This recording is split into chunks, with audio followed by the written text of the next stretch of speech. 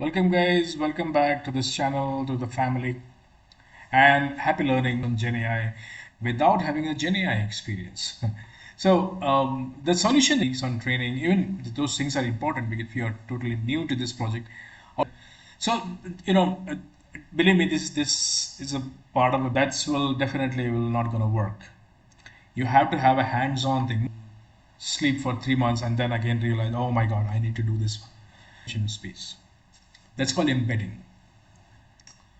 They are, document embedding application LangChain framework and deployed using the Azure questions. Or, you ask some questions like, tell me chain, and then, building applications, creating applications. What are the things? The learning objective is that utilize. So what are the things? How are you going to start? The 5 steps.